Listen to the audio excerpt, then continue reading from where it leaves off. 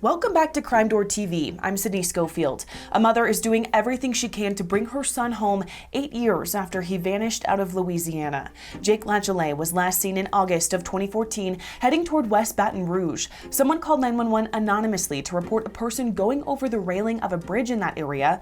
Officers found Jake's truck running with his phone on the pavement next to it.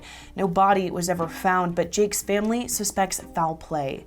We're grateful today to be joined by Jake's mother, Tina LeClercq. And Tina, what is Jake like? What are some of your favorite things about him? Jake was, well, he was my middle child, so to me, he was very intelligent. He would learn everything he could about something. So when I got home from work, he would start telling me about this and that and everything he studied. And I think the most I miss is his phone calls at night telling me about his day or sending me pictures about what he was making or stuff like that. His smile. Everybody wants to hear the words "I love you" one more time, but that's things I miss the most. Tina, what do you wish more people knew about Jake? When you tell someone that he's missing, the first thing they want to think is drugs, and that wasn't Jake. Jake was a hard worker. He worked 3 jobs. He overcame a lot of things. At the age of 22, he had experienced more than most people do in a lifetime. And I wish people, don't jump to conclusions until you hear the whole story, kind of thing. Now, when you got to his apartment, you saw signs of a struggle. What do you think happened? The window was punched in. I believe that when they set his truck on the bridge, that they forgot the keys, and so that's why they had to punch the window in. But he had a roommate there that was there the whole time. Supposedly, this confrontation was going on, and I've questioned him a few times. The cops never questioned him, but the last time I talked to him, he said, "Please, Miss Tina, I have a family now." And I told him, "Well, I don't. you know, you need to tell what happened that night." And I still couldn't get a good answer from him, but I believe that they forgot his keys in the truck, and that's why his house was burglarized. Now, someone knows what happened. If you could speak to them directly, what would you say?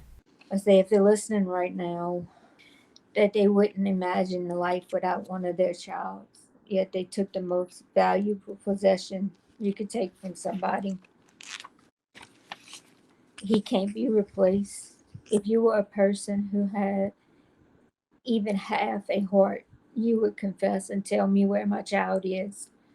You are a coward and you're hiding behind the legal system and you feel safe, but I serve an amazing God. What is done in the dark will come to light. You are on borrowed time.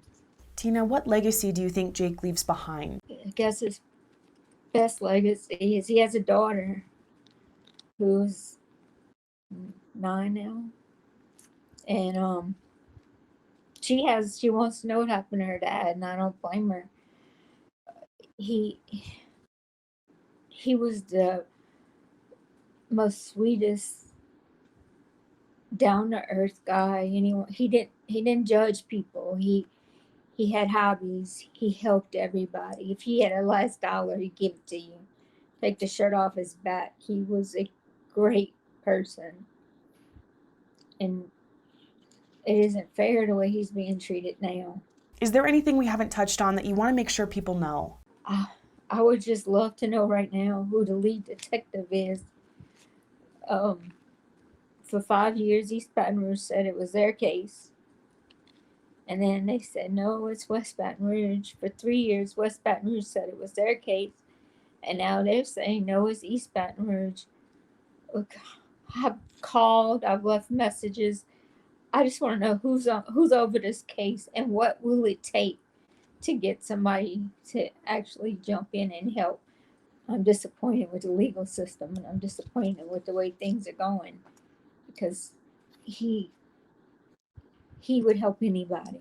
And now he needs help and nobody will help him. Tina, thank you so much for your time today. Thank you so much. I appreciate it.